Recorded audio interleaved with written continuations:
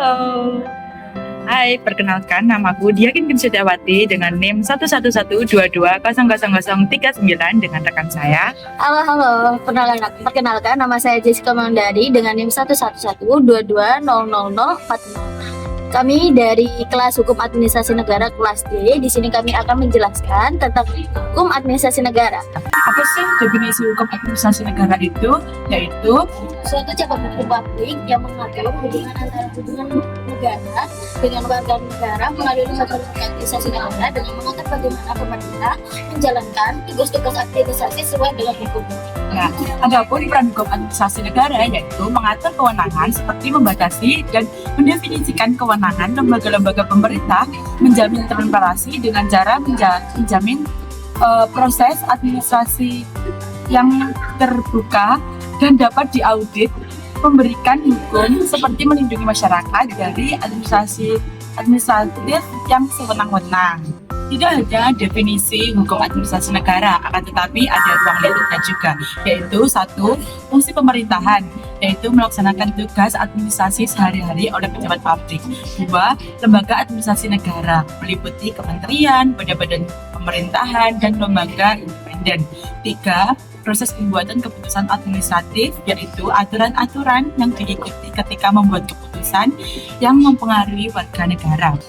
Yang keempat yaitu tanggung jawab dan akuntabilitas yang memastikan bahwa tindakan administrasi sesuai hukum dan dapat dipertanggungjawabkan. Hukum juga memiliki 3 hubungan administrasi negara cabang hukumannya loh.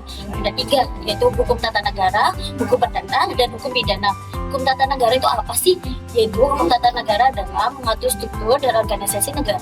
Lalu yang kedua, hukum perdata, yaitu menyentuh pada aspek-aspek yang melibatkan hubungan antara pemerintah dan individu seperti kontrak atau lisensi. Hukum pidana yaitu terkait dengan tindakan yang melanggar hukum. Jadi kita nggak bisa semena-mena nih kalau mau menghujat orang, karena kadang ada hukum pidana yang akan terlibat. Sumber hukum ada 2, yaitu sumber hukum tertulis dan sumber hukum tidak tertulis. Apa saja sih sumber hukum tertulis itu? Yaitu meliputi 1, konstitusi seperti Undang-Undang 1945, 2, Undang-Undang, 3, peraturan pemerintah atau PP, 4, keputusan presiden atau Kepres, 5, peraturan menteri dan peraturan daerah atau Perda. Hukum tidak tertulis ada 2, yaitu kebiasaan administratif dan praktik-praktik yang telah diterima dalam pelaksanaan administrasi negara. Adapun contohnya yaitu Seperti Undang-Undang UU Nomor 30 Tahun 2014 tentang administrasi pemerintahan. Jadi UU itu tertulis ya ke teman-teman karena sudah ada di dalam undang-undang. Lalu yang kedua, peraturan pemerintah seperti PP Nomor 27 Tahun 2014 tentang pengelolaan barang milik negara. terdapat beberapa prinsip umum hukum administrasi negara, yaitu 1, prinsip legalitas, yaitu semua tindakan administrasi negara harus berdasarkan hukum yang berlaku. Contohnya, penerbitan izin usaha harus berdasarkan peraturan yang sah seperti undang-undang dan peraturan daerah yang berlaku. Prinsip prosedural, yaitu administrasi negara harus mengikuti prosedur yang jelas sesuai aturan dalam setiap keputusan. Contohnya perizinan. Proses perizinan usaha harus mengikuti prosedur yang jelas, mulai dari pengajuan permohonan, pemeriksaan dokumen, hingga penerbitan izin. Prosedur ini harus diatur dalam peraturan perundang-undangan yang berlaku. Prinsip diskresi, yaitu pejabat administrasi memiliki wewenang untuk mengambil keputusan sesuai dengan keadaan tertentu, namun tetap dalam koridor hukum. Contohnya, seorang bupati dapat memberikan kebijakan diskresi dalam hal pemberian bantuan darurat kepada masyarakat berdampak bencana, walaupun tidak diatur secara rinci dalam perundang-undang. Prinsip akuntabilitas, yaitu setiap tindakan administrasi harus dapat dipertanggungjawabkan. Contohnya, laporan kinerja. Setiap lembaga pemerintahan wajib membuat laporan kinerja secara berkala untuk menunjukkan pencapaian dan hasil kinerja mereka. Laporan ini harus transparan dan dapat diakses oleh publik. 5. Prinsip transparansi, yaitu setiap keputusan administrasi negara harus dilakukan secara terbuka dan jelas bagi publik. Contohnya, rapat terbuka. Beberapa rapat pemerintah, terutama yang membahas kepentingan publik, dapat dilakukan secara terbuka dan disiarkan secara langsung. Oke, lalu ada perbedaan hukum administrasi negara dan hukum tata negara.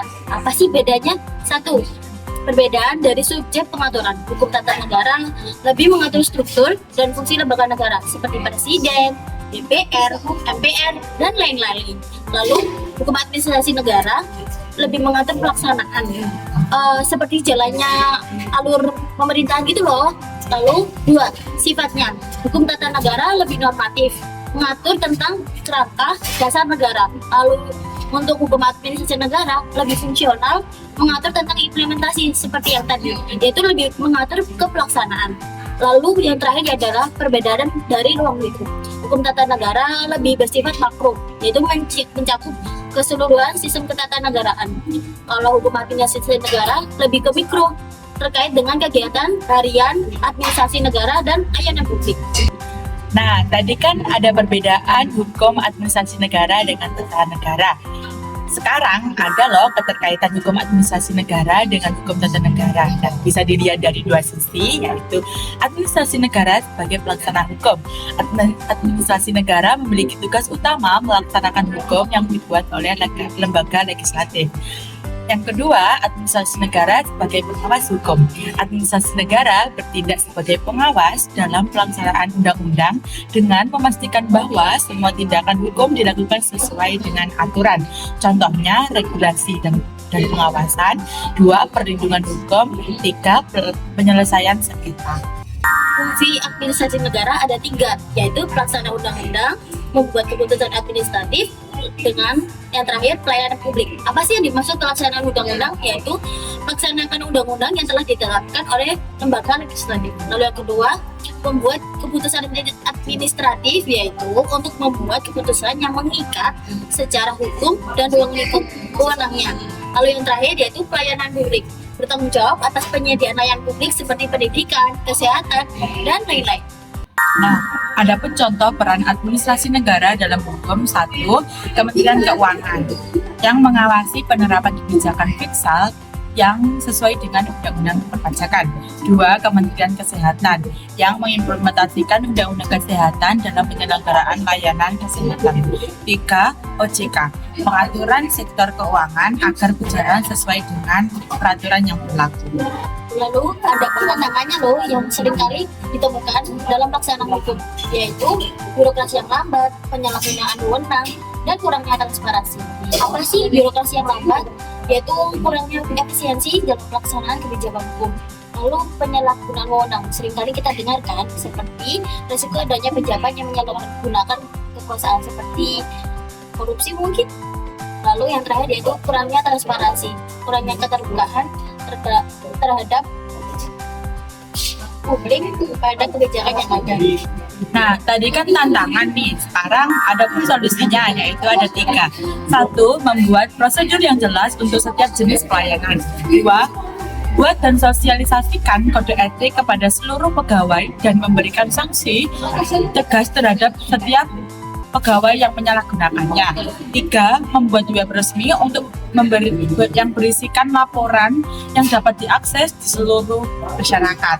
Waduh, udah gak kerasa ya udah sampai kesimpulan nanti. Apa sih yang bisa kita simpulkan dari resum hari ini? Hukum administrasi negara yaitu mengatur hubungan antara negara dan warga masyarakat dalam menjalankan pemerintahan. Nah, tujuannya untuk memastikan pemerintahan yang baik, adil, dan transparan. Hukum ini mencakup berbagai aspek loh, seperti pembuatan kebijakan, pelayanan publik, dan pengambilan keputusan. Namun, jangan lupa tantangannya ya, seperti birokrasi yang rumit, penyalahgunaan wewenang, yang masih ada. Nah, untuk mengatasi hal ini diperlukan upaya untuk meningkatkan efisiensi, akuntabilitas, dan transparansi dalam pemerintahan. Gimana? Cukup rumit kan?